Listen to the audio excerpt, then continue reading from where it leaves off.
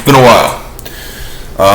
I've been focusing more lately on myself. I'm trying to kind of see how the political climate goes before I start running my mouth again on the internet. I've been trying to keep my stuff a little more playful and light, bring up some dumb facts about stuff, maybe you've seen a couple of just dumb little short videos that I made, but today I came across an argument that I thought was really cute, and it just comes to it'll just go to show you where the leftist kind of brain is. So this guy in his this guy in his Facebook photo, he looks like a 600-pound male lesbian, and he's holding up a fuck ice sign, right? And he's claiming to have some kind of some kind of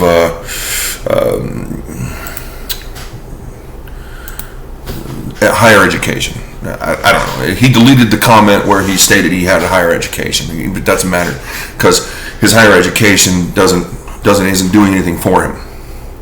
Because I don't have even middle education, and I can understand what words mean when I read them.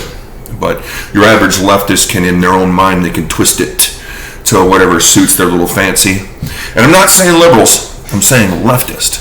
I've met many sensible and insensible liberals and conservatives as well. Just people who, this right now, it sounds good for them. They're not very smart, or this right now is the way, and they are actually relatively intelligent. So, without further ado, let me just, ABC News. I come across this on ABC News, and naturally I'm inclined, because I want to see what people are saying, to scroll through the comment section. But first I'll read you what it says here. So on this thing, it's the State of the Union, little tag on the top corner here, and it says, President Trump pushes for Save America Act that will require proof of citizenship to vote. It's like in my head, I'm like, no shit. You shouldn't be voting in any other elections if you're not a citizen of this country. Well, let's scroll down to the comment section. Boy, did this one ever tickle my fancy. This person, I'm assuming, is not crazy, and makes a little joke. And it says, imagine being mad at this, laughy face with tears. And I see he's got like 30 some likes, and then I see that there's comments under that. So I'm just like, wait a minute. Let's go find out if someone is mad at this. Guess what? I found someone. It's cute. So this gentleman named Ryan comments to the original commenter. He says, it has already been admitted by Republicans in meetings where they assumed no one was recording that the intent is to prevent certain people from voting. Well, no shit, Sherlock. It says that in the headline. Non-citizens, it wants to make sure don't vote. So that's what I said. I said, Ryan, yeah, like non-citizens, I'm totally okay with that. Ryan said something smart, and I'm gonna try to go back over what he said to me based on my comment, because either Facebook won't show it to me, or Ryan deleted it because he sounded like an idiot. So my next comment to him was, oh, he called me a bigot. You called me a bigot. And he said, yeah, well, your words speak for themselves, bigot. And I said, bigot. Ha ha, ha ha, ha ha, ha ha. I have no problem with non-white people voting, so long as they are citizens. Look at your statement. You are the bigot here. And because he's a leftist, he can't help himself. He's been bested. So he's going to tell me what I should think. And he's going to do it in a voluntarily racist way. Strap in. Blatant arrogance X.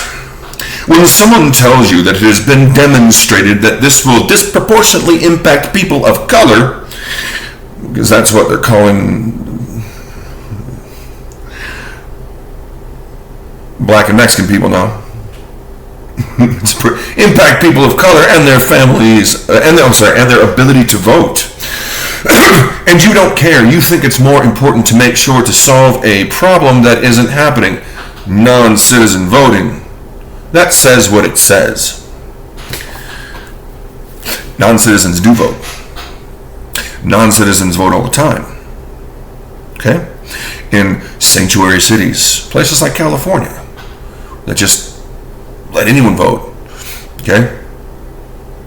But I didn't say, nor does this say, or this news, President Johnson required citizens to vote. It didn't talk about anyone's race, nor did I. Ryan brought this up, this leftist, 500-pound male lesbian who hates cold beverages. Well, I said, Ryan, that you think this disproportionately impacts non-white citizens is why you are a bigot. Ryan, this may be hard for you to understand, but non-white people get identification cards. I see them at work all the time. Your racism is showing. So he stopped replying to me,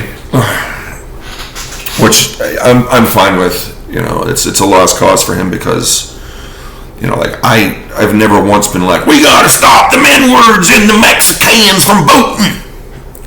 No one ever said that. No one ever said we shouldn't allow people not to vote based on color. We don't want them to vote because they're not Americans. And it's an American process. You don't get a say.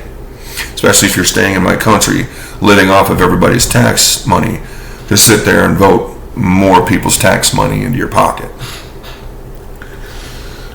But you see this all the time. And first he starts with an insult. And I'd love to show a picture of my personal Facebook. I'm not trying to give away anyone's information. Mine, Ryan's, or the original poster. And I don't have the technology to screenshot this and kind of set it over here in a bubble. You know, I'll leave that to people who have time. I cook for a living. But I've seen it. I'm just like, I'm almost the only white person where I work. Me and like two other people. Everyone else is, you know, Hispanic, black, Tongan even, you know. I got this dude who's like, he's coming in, he's like half Samoan. I hired him.